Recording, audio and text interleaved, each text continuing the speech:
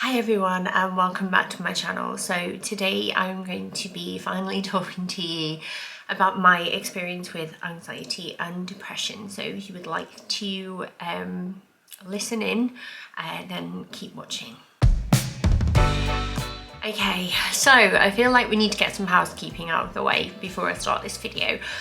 Obviously this comes with a trigger warning because I'm going to be talking about mental health, and I understand that for some people that can be a really useful tool, but for others it could be, somewhat hard to watch. So if you feel like that might be you, I urge you to go and find something that's going to make you feel like happier instead. Go and watch something that you really want to watch, and maybe save this for another time when you feel ready. It obviously goes without saying that I am not a medical professional. I am only going to share my experience as a sort of normalization of it in a way. I want to contribute to the wider space out there and show that all types of people can live with lots of different things that we're not always aware of, and it varies from person to person.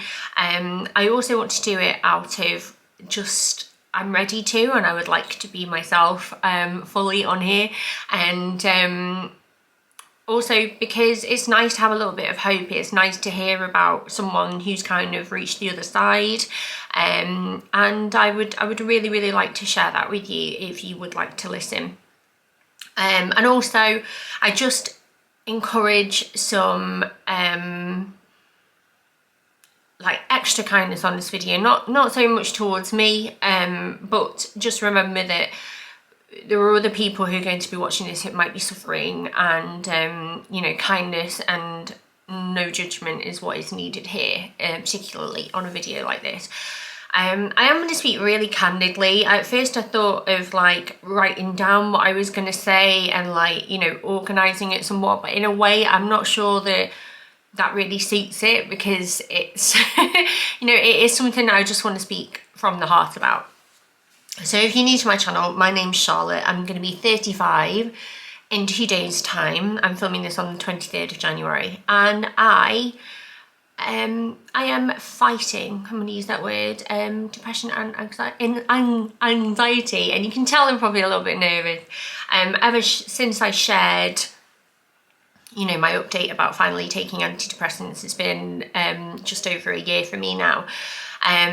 I felt that the next video that I published was going to be this one, which in some ways has been a bit frustrating because I have videos edited and uploaded, like ready to press play on, but equally I just needed to get in the right headspace to make this, because while it is a year on from a very positive moment in my life, it's still quite hard to talk about, especially because there's a lot of people out there that might see this, and I just you still want to be loved and accepted for who you are at the end of the day. Of course we do, we're human.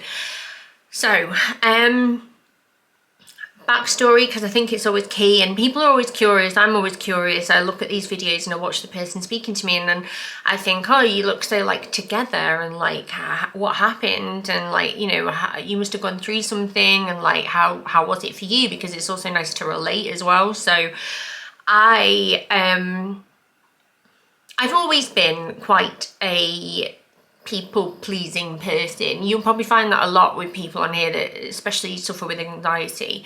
Obviously when I was born quite poorly. I went through lots of operations. I've got a syndrome that I've touched upon before, but it's not totally relevant to this. But I think that just your life experiences really do shape you, and I think I've learned that now through therapy and things like that, that sometimes we've got this mindset, I feel, as a society, that got to get on with things. Somebody else has got it worse. I shouldn't moan because I'm lucky.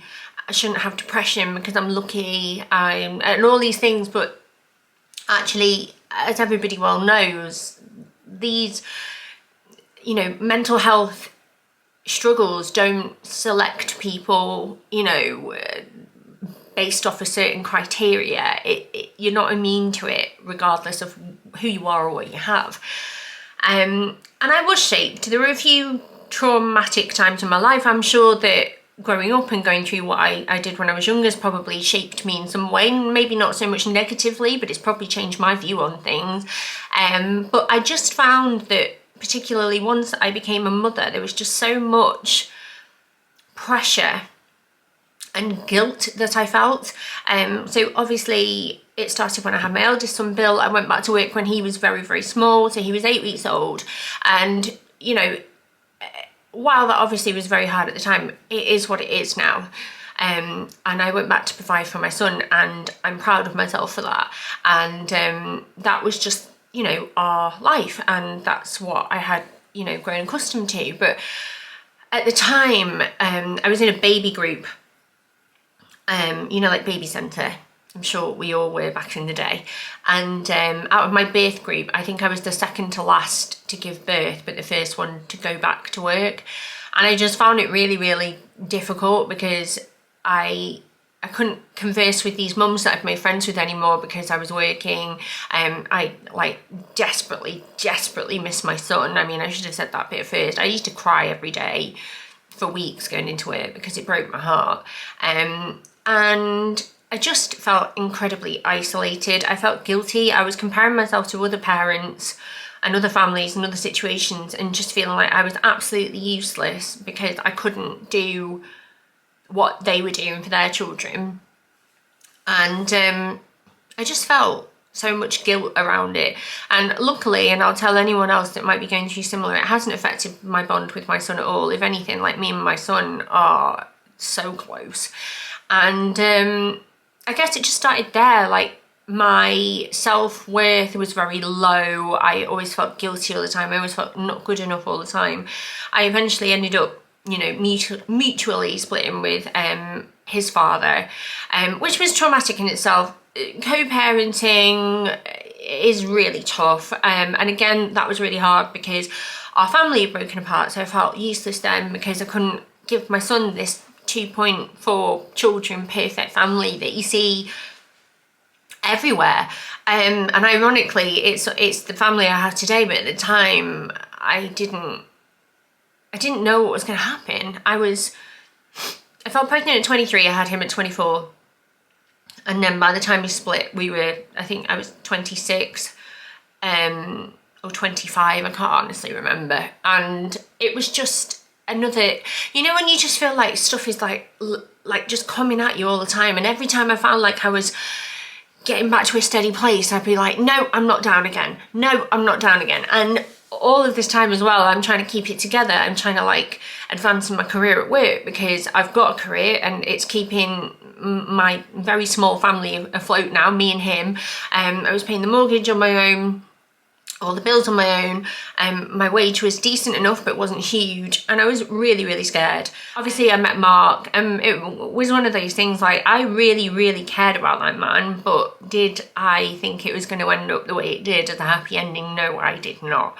And I was so happy, and he really got me through the parenting stages as well, because learning to not be with your child when they're very little is, of course it's hard. We're not designed to be away from them in that way. It was devastating. I really, really, really found that whole process like heartbreaking. Eventually, Mark really did turn out to be that, you know, stuff out of the movies and the books, where he was like literally this person that completely changed our lives.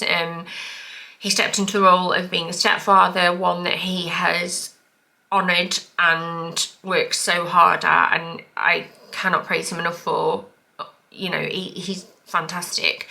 And then like there was the financial support, and I felt like, oh my god, like I've been given like a second chance at something here. And eventually we fell in love so quickly in the end, and we decided to try for a baby of our own, and we were so excited. In that moment, I just felt like all of my dreams were coming true, and I couldn't believe how lucky I was. And this baby was going to be this like symbol that like linked it all together as well. Like it was going to be like Bill's little sister. We found out she was going to be a girl. It was also exciting. And obviously, as I mentioned before with my syndrome, I was a genetic mutation, so I was the first person in my family to carry that. However, as a result of that, because I was someone that was affected by the syndrome, I then had a 50% chance of passing it on, which means it's an autosomal dominant like gene syndrome change. And so we had scans, but I think in my naivety, Bill was born very healthy and I just kind of didn't think it through too much. We had scans and we were like, is the baby okay? And they were just at a local hospital, like, yeah, the baby looks great, growing really well. But obviously there were things that they would look out for, but I think specialists would be more necessary. And we were just on cloud nine, so didn't really think of it. We were expecting a really healthy baby. And then sadly, when she was born, obviously Daisy was affected with my syndrome as well, was very, very poorly. And that honestly was probably the beginning of a real mental decline for me. So I've spoken on here before, and there's probably a video somewhere in the ether of my space on here which touches on that. And because I knew that she was poorly as a result of me, again, that guilt came back and it was just wearing me down. I just loathed myself and I felt like I'd failed her. I felt so guilty. There was so much trauma associated with it. And eventually she did, after a very big battle, because we had some issues with hospitals and stuff, we managed to get her home, and she was 6 weeks and 1 day old, and it was the most beautiful day. We were so, so happy. And as a result, in order to prove that we could look after her, because she came home with some medical support of an nasopharyngeal airway to help her breathe and a nasogastric feeding tube, we had to train to be able to bring her home and like be her carers. So we were carers for a short time for her as well as parents, but we would have done anything to bring her home. So it's just something that you got on with. And it was only really once she had her cleft palate repair and she was doing well that I just noticed that I was not okay. And I expected that once we got past that point on the horizon that you're like focusing on, like she's going to be better then and everything's going to be okay. She was great. She was thriving. She's always been great. She's just like the little happy little fighter. But I wasn't. And I went to the doctor and I broke down in tears, and she said that it's very likely, given a lot of parents experience this when they've been through NICU and things like that, that I was struggling with post-traumatic stress disorder, which sounded exactly like all of my symptoms. I had weird, irrational, like almost burning hatred for doctors at the time, or medical staff, which was bizarre because I'm a very friendly human being and they did nothing wrong, but in my head I was always like, you're not taking my baby back, you're not taking her off me. Hospitals would just, I would get a racing heart, I'd be really anxious. The initial appointments following Daisy's release, I couldn't go to on my own. Mark had to come with me because I physically could not handle the situation. And then I was just obsessed all the time that she was going to pass away. And it was so hard. Like, she had a sleeping monitor that would alarm if her oxygen was too low. We had to carry that around everywhere with her at first when she came home, and it'd be underneath the buggy, and it was a suction machine as well that took up all the space in the buggy that I like didn't know what to do with a changing bag. And yeah, it was just a hard time, and understandably that had an effect on me. But then I started comparing myself to Mark, because Mark had been through it too. But he was doing better than me. And then again, I was like, you're useless. You're useless. Why can't you just get out of this? You're so lucky. You've got a baby. You're so lucky. She's fine. She's so lucky. You've got this family you already always wanted. Like, what is wrong with you? And just as I was about to seek help and get therapy to process it, I found out I was unexpectedly pregnant with Stanley. It was literally the same week that I'd gone to the GP. We always hoped that we would have another baby, but not at that time. We'd just gotten to a point where all the hospital appointments had kind of died down a little bit, and we were just going to enjoy ourselves for a little bit, like just have a, you know, like a steady line of life. While I was like happy, because obviously I got to experience being a mother to another baby, which was always going to be happy news, I was absolutely terrified, because it really, the enormity of that happening again and knowing it was 50%, like as much chances as the baby being like gender-wise a male or a female, there'd be as much chance of me having a poorly baby or a healthy baby. And his whole pregnancy, I was terrified. I really, really couldn't relax, to the point that when I was giving birth, my midwives were like, your body is holding yourself back from progressing. You know, we really need you to relax. We really need to like get baby moving. And in the end, they broke my waters to speed it up. But I was preventing like him coming out because I was so scared. And in the end, he was born. And I remember just going, is he okay? Is he okay? And luckily enough for us, he was. But I just think that whole experience stayed with me.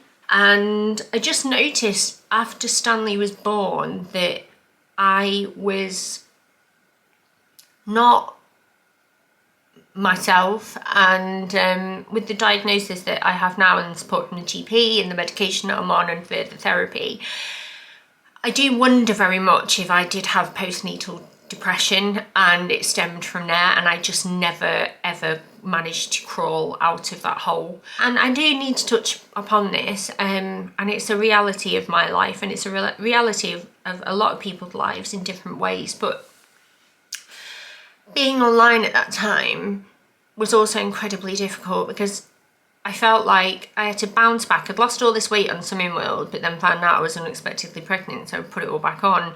Well, not all back on, I put on like a couple of stone while pregnant and stuff, and then I felt all this pressure to lose it again and being this big Slimming Worlder again like I was. But I was happy with my body, I didn't really want to, and I just felt like there was a lot of focus on that. It got harder to be online around that time as well. Like, people weren't as kind. It was difficult, and you know, like, it's not a mindset I have, so I don't really understand it. But when you write unkind things to people on platforms such as this, we do see it. Like, we're not superhuman, we're not immune. And some of the stuff that I started to receive around this time was just really, really hard to swallow. And I feel like people will go, oh, well, like, no one knew that you were like struggling. But it's like, why did people have to struggle for you to be kind to them?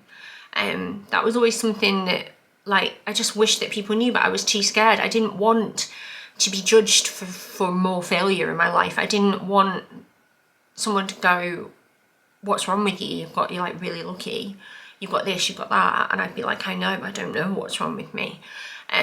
So I stuck on a happy face. I strived for this idea of perfection that other people were achieving online that do a similar role to me. I felt like I had to look like that, be like that, dress like that, have a home like that, be all of these things. And then I'd see one person doing one thing and then someone else would do something else, and then I'd be like, do I need to be like, which version do I need to be? What do I like? Am I good enough?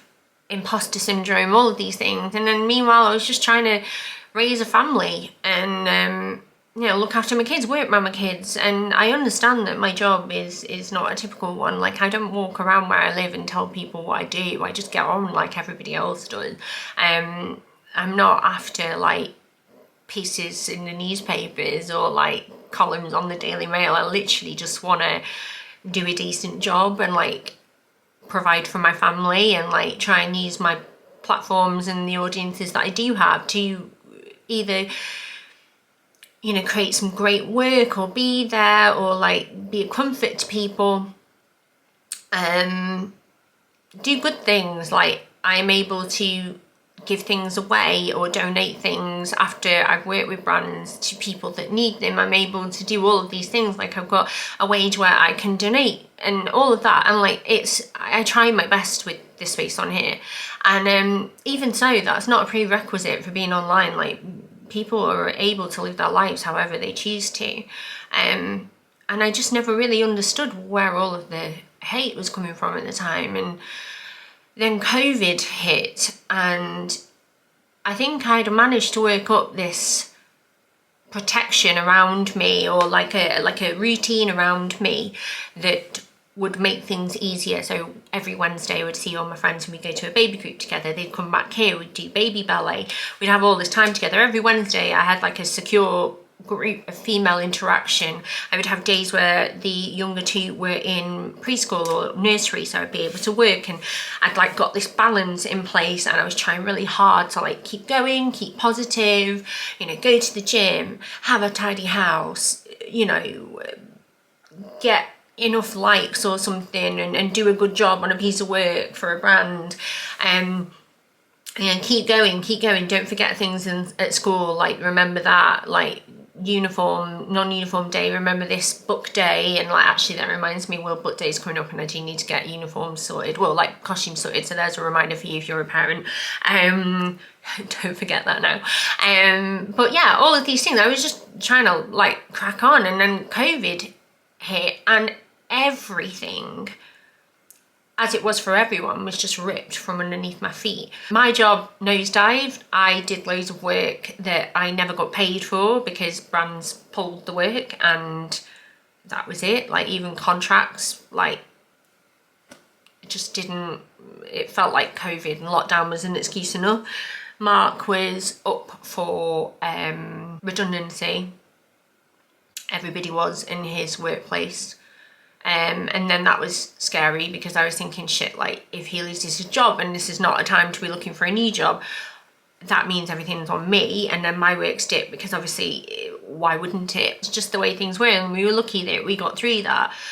Mark's job was safe. We were very, very lucky. But I was lonely. I was homeschooling. And I tried really hard to do that. Like I worked my arse off trying to homeschool those kids. And because I was so frightened that they were gonna like suffer if I didn't try hard enough. And it was just a really tough time for everybody. But obviously one of the things I found hard was that obviously part of my anxiety related stuff was losing people, like death, hospitals, breathing issues, because Daisy had breathing issues. So COVID just like triggered the shit out of me, to be brutally honest. And I was very scared. I actually got letters through saying that I was extremely clinically vulnerable because of my past issues with breathing as a result of having Pierre-Robin sequence, which is part of my syndrome. I ended up speaking to a geneticist. The GP put me through at Manchester Hospital to discuss it, because I was concerned that if that was true for me, it would be true for my daughter, and I was terrified about that. And thankfully, speaking to her, she was like, we see no reason why that would affect you now, because those issues were based on factors that have since been solved. But she said it's very much the issue that if you've got like kind of like a black mark against your name, you're automatically put in that category, because they can't filter through everybody perfectly. It's kind of just to cover everyone and make sure they protect whoever they can. But that was hard. And again, just didn't talk about that because like I didn't even know what to say at the time. And then we all came out of it and things started getting easier. But again, I just noticed that I was not well. And when the kids did start going back to school, you never saw this, but there were days where I could hardly get out of bed. Mark would do the school runs in the morning and I would pick up in the afternoon, because by then I felt that I had enough of a mask on. And I was working, but with work, it was my job. So like anybody, when they're struggling with the mental health, they go to work and they don't like walk around with like a badge on saying, hi, I'm depressed. You just get on with it. But there were just certain intimate moments where, oh God, it was so hard. I remember, because we always had to wear masks at school, on the school run and stuff, and masks everywhere, that I just put a mask on and no one could see really that I was struggling. Like I wouldn't put makeup on under my mask, because who cared? It'd rain. I remember one day walking home from school with the kids and I felt like I was walking through quicksand. I think maybe Stan was crying, he was tired. It was back when he was in preschool and like he was not a happy bunny, and I was there like, oh my god, just need to get them home, I just need to get them home. I was overwhelmed, overstimulated, there were people everywhere, there were masks everywhere, life was really weird. I was trying to pick up the pieces of my children and make sure that they were put back together and they were dealing with things okay, because I had a child who was very young, who I feel was influenced by growing up as a young child during a very, very hard period, because he was nearly 2 when lockdown started, and he did a lot of his growing up in a very, very strange environment. I had Bill, on the other hand, who was a lot older, who wouldn't stop what was going on. He was very anxious, you know, would get very worried because it was so much to deal with at the time. It was for everyone, not just me. And I understand that, I really do understand that. And I just was not well. And I said to Mark, I've got to do something now. I'd been to therapy previously to deal with PTSD, which really, really did help. But I knew there was something wrong with me. And it was really hard to admit that to myself. But I kept calling it anxiety because I already knew that I struggled with that, and it felt more palatable. Like, people go, I'm feeling really anxious, because it's a feeling that anyone can have. Anyone can have anxiety in some way, shape or form. But I was like, no, it's just severe anxiety. That's what it is, it's anxiety. Because that felt more palatable to me. And I thought, that's all it is. I'm going to talk to my GP. I'd also worked out that I was getting huge dips with my menstrual cycle, where my already low period was like, I would crash. And I do think that hormones had a huge impact on me. So she was like, right, you've got 2 options. Like, we'll look at, you know, your cycle is like PMDD, because I kept going, oh, I'm sure it's that. I'm sure it's not nothing else. And she was like, well, we'll put you on a certain type of pill, as in like contraceptive pill, and we'll see how you get on. But, you know, you can take antidepressants as well. And I was like, no, I don't want those. I'll just start on the pill. And she was like, are you sure? Because they might have a better impact for you. And obviously the pill will take some time to kick in. I was like, well, I'm going to get married soon. I don't want to like mess with all of that. Like, I don't want it to affect the wedding day. I don't want to like let people down, because I kept hearing all these things like, you'll start on antidepressants and then it'll get worse before it gets better. And all of these things, you get symptoms, you get this, you get that. I was too scared. So we got married, I took the pill for a bit. It did help with the dip, but I noticed then, I was like, shit, like my baseline is just not good. My baseline is not good. And I wasn't experiencing things the way I always had. I found that I didn't want to talk to people anymore. I would do self-checkout wherever I could. I would order things on an app like Costa, wherever I could, so I could avoid like being in a queue. And don't get me wrong, I still have days like that. I'm only human, but my social skills had gone. I dreaded socialising. I just wanted to be at home, and I was on the waiting list for a therapist as a result of this appointment with my GP. And she was like, I really think it would benefit you if you're not like going to pursue anything else right now. We'll get you on the pill, but I do want you to talk to someone. And I feel like the GP knew that there was an issue, but she could sense my, you know, stubbornness on the matter. So I was referred. It took about 6 months, and I got an email one day saying that I was next in line, and I burst into tears because I felt like it had come at the right time. And I was like, yes, I'll do it. So the first thing that I had to do was fill out a form. And there were all these answers like that you would have to give and mark things out of 10, I think it was, like on a scale of 1 to 10. Do you avoid going out in social situations, like circle the number, or like most likely, very likely, all that kind of thing. So I did this test, and I didn't really think anything of it. I just thought it was like one of those, like they called it my baseline, and they would refer back to that every couple of weeks to see if I was improving. And in the email it said, right, you can have phone consultations now, because obviously it was still like at the tail end of the big COVID, like where it was heavy. You can have phone counselling, or you can wait a bit longer face to face. I was like, I don't think I can wait anymore. So a woman that saved my life I've never met. Like, I never got to smile at her and give her a hug and say thank you. I never met her. but she knew everything about me, and she was a lady called Claire. And I don't know if I will ever get to speak to her again. I cried when we both got emotional on the phone when we had to end it, and she was like, I've always really looked forward to talking to you and I'm so proud of you. But Claire found me hard at first. She on my final like closing like appointments I got the maximum amount of appointments you could get on the NHS, because Claire really felt that I needed them, and you would have a few and then you would have to keep applying for more.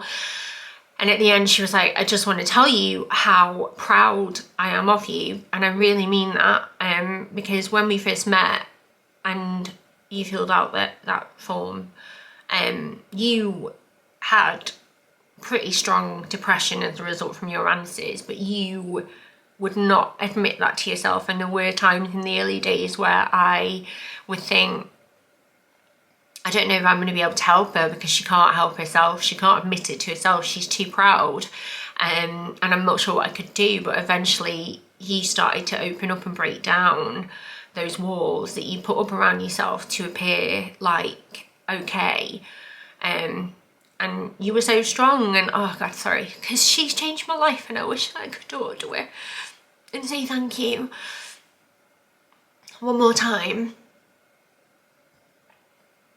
But she helped me so much, and she helped me admit, and I remember saying it was probably the second to last session I had before we said goodbye, maybe like 4 appointments before the end. And I said, Claire, I feel like what I'm going to tell you today is going to really like let you down, and I'm really sorry. But I think from my conversations with you, I think I need to try something else, and I think I'm ready to try medication. And she got really emotional. She was so proud of me, and she was like, I'm so glad. She was like, I know you've tried everything. Like, I tried different versions of therapy. I tried running and exercise, and like I was chasing highs all the time to try and get to this place where I felt human again. And nothing lasted long enough. And I said to her, like, I think it's time. And she was like, I'm so proud of you, because honestly, I think this is going to change your life. She explained her experience of taking antidepressants. And in the end, I spoke to my GP. She wrote to my GP as well. I got in the GP that I had. I'm very lucky to have a female doctor who is incredible. And I request her every time I go and get seen, because she's always listened and advocated for me. And she's just, I'm so lucky that I have her too. And I spoke to her. She started me on 20 milligrams of Citalopram. And I went to go and pick it up. That was Bloody Monday. I was really emotional. And with antidepressants, you'll be given a leaflet, and you will get, your GP will run through with you what, you know, side effects might be like, what kind of impact you might have. I asked, she was like, have you got any worries or concerns? I said, my biggest concern is the bit where people say it gets worse before it gets better. And she's like, oh, I hate that phrase, because it's not actually strictly true.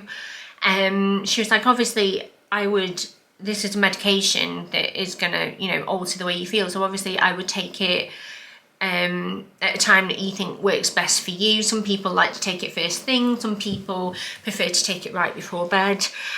Some people book off a few days from work and just, you know, have a gentler week just while they adjust. But she said it really should take, within a couple of weeks, you should start to feel some lift. And I went through the side effects, obviously, and I can run through my side effects with you now and what it was like.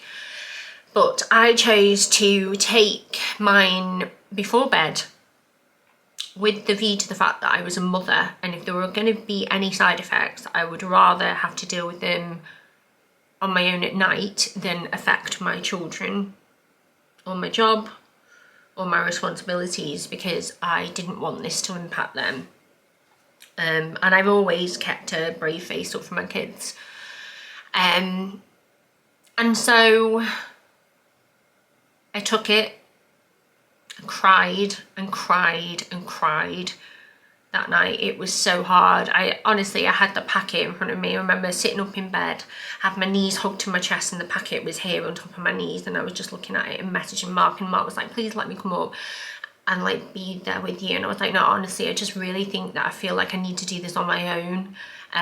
You know, like, I've got here now and I need to be strong enough for myself. And it was just that admitting it to myself that this was my reality, and finding that a really hard pill, pun probably intended, to swallow.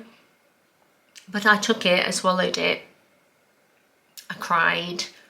I remember shaking and being so nervous, and I ended up just, to be brutally honest, crying myself to sleep. Now, this is a happy ending, but I'm not going to hide the fact that I understand how hard this is. That first bit is the hardest bit, and it always will be. I had a really good run-in, actually, in terms of side effects. My birthday was, you know, just over a week afterwards, so it's the same sort of time period that I'm in now. So I was a bit worried about that, because I was thinking, oh, it's a shame, because I'm probably not going to enjoy my birthday. And I'm grateful for birthdays, because it's another year that I'm here and another year that I'm on this planet. And I was grateful to have a birthday where I didn't feel that impending doom every day that I woke up. And some days I just felt so empty that I just wanted to sleep forever. I didn't want to be awake for anything. But I always got up for my children, and I always got up for my people that I love. But it was so hard. And then I did start to feel brighter. And one thing that I found was that I would get night sweats, very, very bad night sweats, but I was having those anyway, at certain times in the month, and they were just really bad. And I think a lot of it was anxiety as well. I did have like a dicky tummy, and I would literally wake up in pools of sweat. I do find that when it's hotter now, I sweat more, which is a common side effect of like antidepressants, citalopram. In some respects, I felt dozier at first, but now I have more energy than ever before, because obviously I'm not weighed down with all of this like internalized pain. And Brian, the delivery man's here. I'm gonna pause. I don't want him to see me doing this. Hi, I'm back again. It was a delivery for Mark, but it was an Oliver bonus parcel. So I did a little shake. He should have thought about that. He's in the office in Manchester today, and he's getting me here, like getting his parcels, but it might not be for me. Anyway, I can't remember what I was saying. Yes, okay, so we were talking about symptoms, weren't we? But yeah, in hotter climates, I will sweat more now. Very, very common. Yeah, it's not ideal, to be honest, but what can I do about it? One thing that I did experience, which is really unusual, so like my energy is better. I get up before everyone now, whereas before I would be struggling to get up because I was always tired. Now I have more energy and I'm moving non-stop. I can't sit still half the time. But I did notice that exercise became a lot harder, like physically, almost like my body was like tired more easily. It was really, really weird. I just felt more like heavy, like physically. I just didn't have the ability that I used to, not from a dip of trying or anything like that, but I just felt like I couldn't do it the same. And I'd got into running, but I'd gotten to a point where it tailed off a bit when it was dark, because I was too scared to run when it was dark, and I was struggling to do it like otherwise, like work had started picking up and stuff. So I was still doing that, but then I just found it so much harder, and I couldn't really work out why. And then I got to a point where I just felt like I had to focus on working this muscle and this muscle, and like focusing on them, and then everything else could wait. My tolerance for alcohol is less, but I personally consider that to be a good thing, because like, you know, cheap date or whatever. But I can still drink, and I enjoy like going out at the weekends and stuff, and with my friends and stuff, and that's normal. Like, you're allowed to have fun. Don't anyone let you tell you that you know you've got to stay in and look after yourself and wrap yourself up in cotton wool. You get back out there and you enjoy your life. You're so short. You've got to get back out there and enjoy it the way that works for you. And that obviously doesn't just relate to a cocktail in a fancy bar. I mean, like, go and do the things that you love again and get back out there. Weight gain. I have gained weight. I gained weight over lockdown anyway, but I did gain some more, and it was like my appetite had increased, and I just felt hungry, and my taste for things changed as well. Like, certain things I didn't really want anymore, and I had cravings for other stuff. And I think some of that was like comfort related, like, you know, just sort of, it's a hard thing to go through when you start taking antidepressants and stuff mentally. You got to work through it, haven't you? But that's tailed off now. I came off the pill that I was on because I'd gotten to a point where I just felt like I wanted to see what it was like without that as well, to look at the PMDD side of things, because I was having big mood drops around my periods, as I mentioned before. And it's been okay. And I also personally am one of those people, I don't want to put loads of stuff into my body forever. And the pill was something that would have a lot of side effects anyway, wouldn't it? So I came off that. I have the coil now. Day to day, I'm okay. I have bad days. I still am a woman who has periods, and her hormones make her feel like a crazy beast sometimes, but I'm not struggling and walking in quicksand and dragging myself through life anymore. I have fun.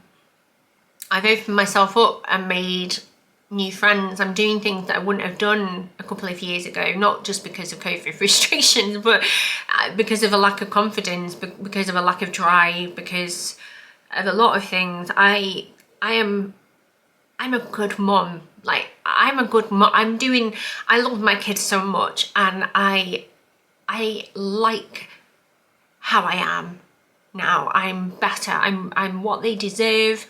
I'm happier. I'm stronger. But I was always strong. I just didn't realise it. And I'm doing really well.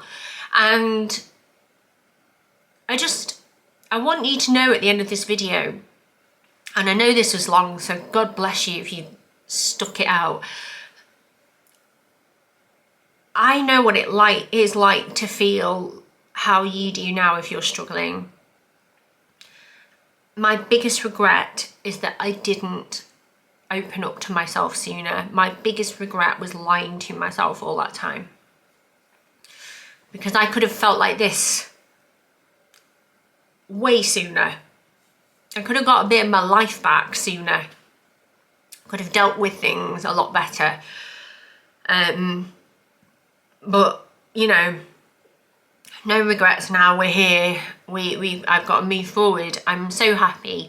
I don't know how long I'm going to be on these. I expect I'm running, like, I'm probably about a quarter of the way my last pack. So, and I use the NHS app now to just request a new prescription, because you can do that when you're on repeats, which saves the whole rigmarole, you know, like getting through to the GP's office, because that's like, it's like something like Crystal Maze trying to solve a puzzle to get into the front of that queue, isn't it? But I do feel that when I next request that, I may need to see my GP, because obviously it's been a year, and we will have that discussion, like, do I want to reduce? Do I want to come off completely? Right now I'm quite happy. I don't feel like I'm ready to come off it yet, and I'm sure there will be a time where I do feel like maybe it's time to look at maybe reducing it to 10 milligrams, see how I get on. I know that I'm going to have to work at this for the rest of my life, but I am a hard worker, and I'm going to put the work in for me, because I matter and you matter. Your solution may be different from mine. I was lucky that the first antidepressant that I chose worked well for me, but I know people who change further down the line, find their like one and sometimes it is a hit and miss. Like, I tried eye movement, EMDR I think it is. I've had that from PTSD, did work, but didn't really obviously help with depression. I've had therapy, which I do believe gave me the tools to recognise that I was struggling and recognise how to ask for help and recognise how to process bad days now. That for me was a huge turning point. It was a huge gift, and I will be forever grateful to the NHS to providing me with that. I've paid for my previous therapy before that, and this one was on referral from my GP. Advocate for yourself. I understand that not everybody has the best GPs around, and that is a true shame. I understand that resources are very, very stretched, but don't give up on yourself, and don't be afraid, because it gets better. I'm not saying that it's a magic pill and your life will be solved and you'll drop £10 and you'll meet the man of your dreams and you will win the lottery. You're gonna have to work at it, but there are better days. Like, this is your life and you matter so much, and if you're struggling right now, I want you to know that there are ways to get better. And I'm so grateful that if you've watched till the end of this video, I'm so grateful for your ongoing support that you've shown me, the kindness that you've shown me, just sticking by me when I know I've been sporadic over the past year, but hopefully you understand why. As I said on my announcement video, don't be kind just in case, be kind because it's the best way to be. Think that every single choice you make has the ability to impact somebody. Just pay it forward as much as you can, because you have the ability to absolutely change someone's day. And some of you have really done that for me. So the kindness that some of you have shown me has really, really kept me here. And I'm really glad that I am able to make this video today and share this with you, and I'm so grateful for you watching. And yeah, I'm gonna leave it there because it's probably about an hour long, but thank you so much, and I love you lots. God bless, and have a brilliant rest of your day. Bye.